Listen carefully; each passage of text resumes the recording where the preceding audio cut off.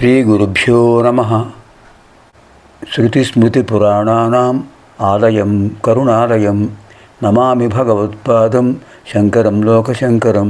వాగర్థావివ సంపృక్తౌ వాగర్థ ప్రతిపత్తయే జగతః పితరౌ వందే పార్వతీ పరమేశ్వరౌ.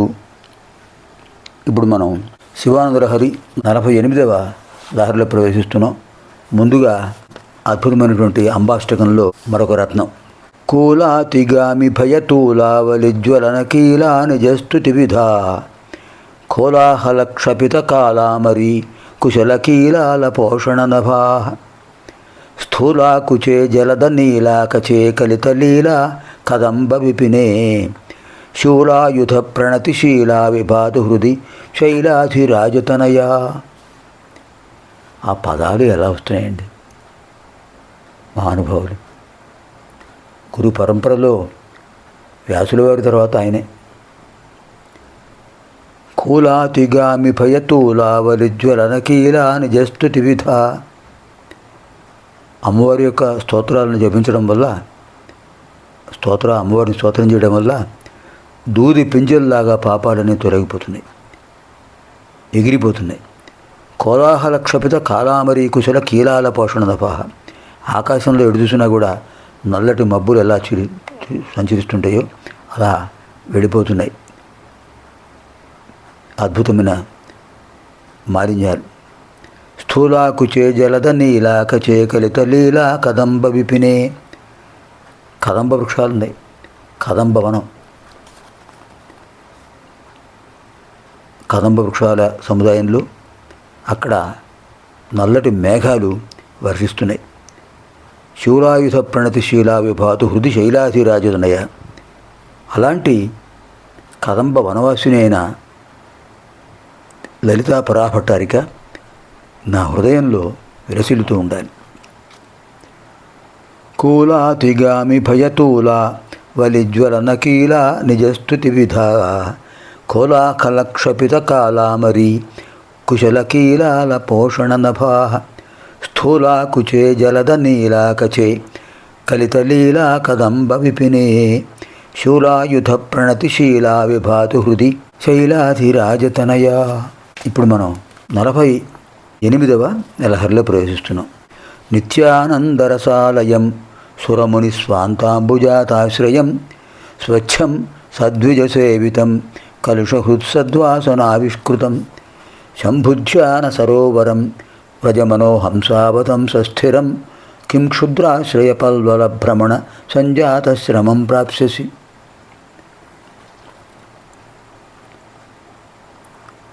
పరమేశ్వరుడు యొక్క అద్భుతమైన కరుణ అనేటటువంటి ఆనందరసంతో కూడిన సరోవరం కనిపిస్తుంటే అక్కడ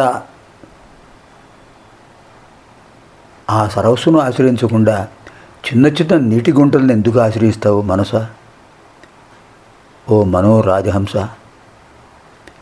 నిత్యానందరసాలయం సురముని స్వాంతాంబుజాతాశ్రయం స్వచ్ఛం సద్విజసేవితం కలుషహృత్ సద్వాసనావిష్కృతం శంభుధ్యాన సరోవరం వ్రజ మనోహంసావతంస సంబోధన మనోహంసావతంస స్థిరం కిం క్షుద్రాశ్రయపల్వల భ్రమణ సంజాత శ్రమం ప్రాప్స్యసి.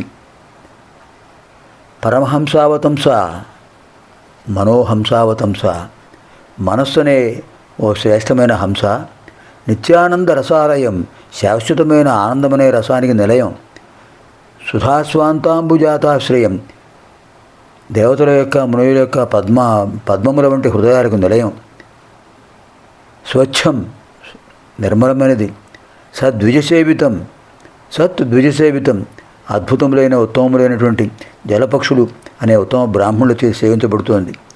కలుష హృద్వాసనావిష్కృతం, పాపమనే మాలిన్యాన్ని తొలగించేటటువంటి సంస్కారమనే పరిమళభరితములైన పద్మాలు కనిపిస్తున్నాయి ఇక్కడ.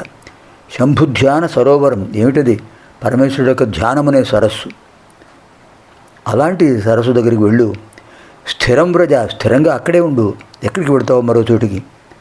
క్షుద్రాశ్రయ పల్వల భ్రమణ సంజాత శ్రమం, చిన్న చిన్న నెట్టి గుంటలు, చిన్న చిన్న బురద గుంటలు, వాటిల్లో విహరిస్తావా?